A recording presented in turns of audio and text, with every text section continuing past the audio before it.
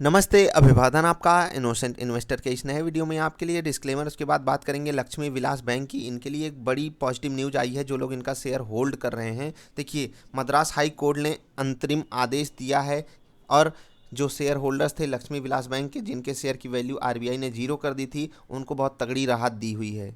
अब इस आदेश में ऐसा क्या कहा गया मैं आपको समझा देता हूँ और फिर आपको पूरी कहानी मैं अपनी तरफ से बताऊँगा।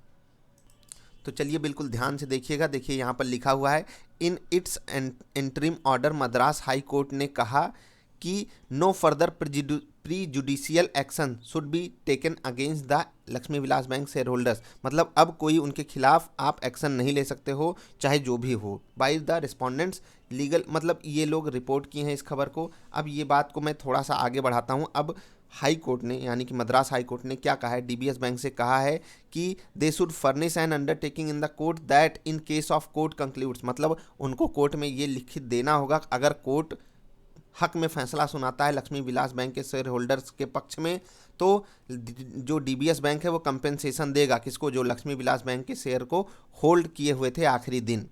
मतलब उनको कंपेंसेशन पे करना होगा, they will pay the same compensation. DBS bank compensation पे करेगा, ऐसा डीबीएस बैंक से लिखित मांगा जा चुका है। किसके द्वारा? मद्रास हाई कोर्ट के द्वारा। अब कितना पैसा कंपेंसेशन के थ्रू आपको मिल सकता है, मैं वो चीज़ आपको क्लियर कर देना चाहता हूँ। बहुत ध्यान से समझिएगा। एक चीज़ होती है फेस वैल्यू, और बिल्कुल उसी की बात यहाँ पर की जा रही है। किसके द्वारा?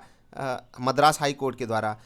अब जब सिक्योरिटी के तौर पर अलग से इनको सेपरेट रिजर्व फंड बनाना होगा डीबीएस बैंक को, सॉरी, और in its books of account मतलब समझिएगा, सिंपली समझिए कि कंपनी को अलग से एक फंड बनाना पड़ेगा जिसमें जो लक्ष्मी विलास बैंक की फेस वैल्यू है उसके बराबर का कंपेंसेशन देने के लिए इनको तैयार रहना होगा।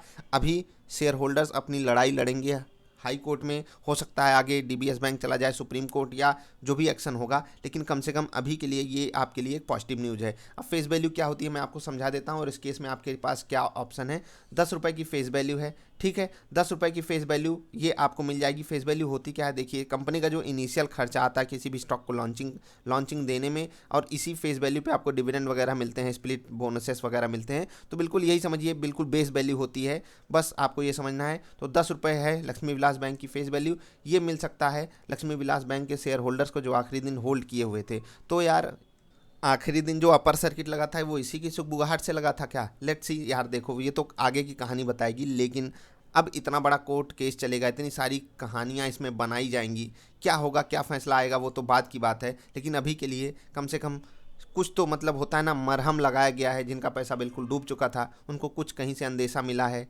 संदेशा मिला है कि चलो भैया कुछ तो मिल सकता है। 10 ना सही 5 ही मिल जाए, 7 के बदले 5 ही मिल जाए, उतना भी चलेगा। बाजार में इतना बड़ा रिस्क है, वैसे भी 150 वाला स्टॉक अगर आपको 5-10 रुपये दे रहा है तो क्या दे रहा है? इतना समझिए कि बाजार में इतना तो जाता ही है। इसके लिए आपको हमेशा तैयार रहना है, थोड़ी सच्चाई आपको समझनी होगी। इस बाजार के रिस्क को समझते हुए आपको आगे बढ़ना होगा, तभी आप समझेंगे। जो स्टॉक 2000 के मतलब सन 2000 में 7-8 रुपये का था, वही आपको 2020 में 7-8 पे वापस मिल गया। कंपनी बेकार चली गई।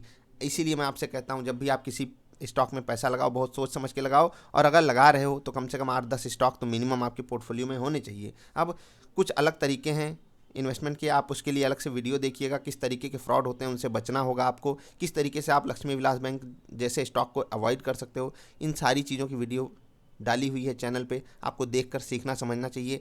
एक दूसरे के लिए आप लिटरेसी का काम करिए, ये देश को एक बेटर प्लेस बनाइए। तो बस यही थी खबर, मिलेंगे फिर से, तब तक के लिए बाय बाय।